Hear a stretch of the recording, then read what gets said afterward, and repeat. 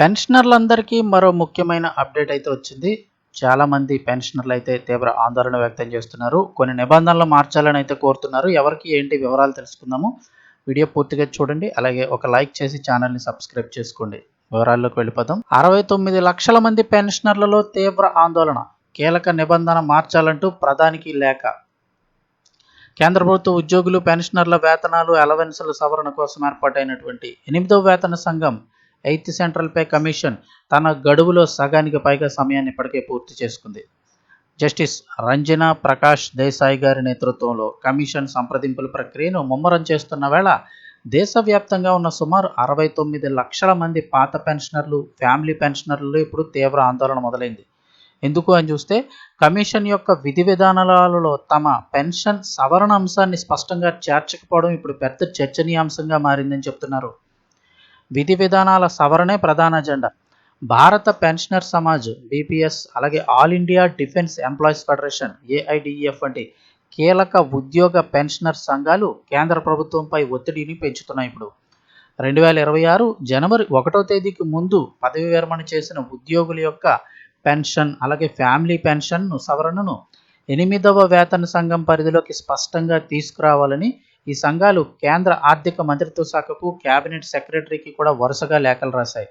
ప్రస్తుతం ఉద్యోగులతో పాటు పాత పెన్షనర్లకు సమాన ప్రాతిపదికన ఆర్థిక ప్రయోజనాలు వర్తింపచేయాలి అనేదే వారి ముఖ్య వాదన.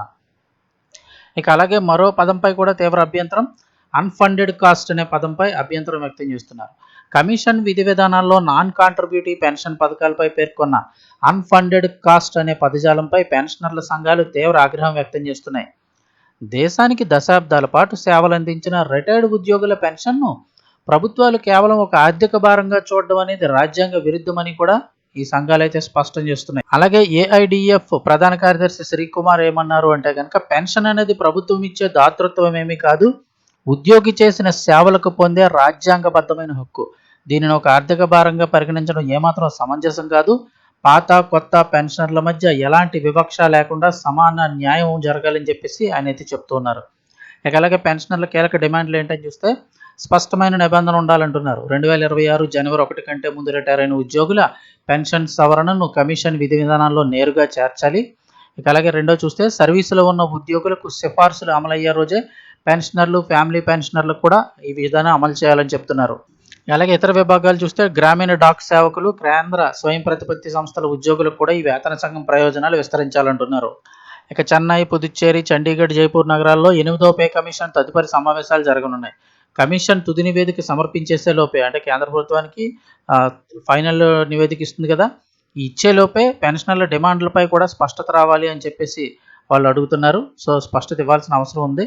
మరి ఏ నిర్ణయం తీసుకుంటుంది ఏంటి కమిషన్ అనేది అయితే చూడాల్సి ఉంది. దీనికి సంబంధించి ఏదైనా అప్డేట్ వస్తే వెంటనే మన ఛానల్ ద్వారా మీకు తెలియచేయడం జరుగుతుంది. సో ఛానల్ తప్పకుండా సబ్స్క్రైబ్ చేసుకొని ఫాలో అవుతుండండి. అలాగే పక్కనే బెల్ బటన్ కూడా నొక్కి నోటిఫికేషన్లు ఆన్లో పెట్టుకోండి. ఎటువంటి అప్డేట్ వచ్చినా వెంటనే తెలియచేయడం జరుగుతుంది.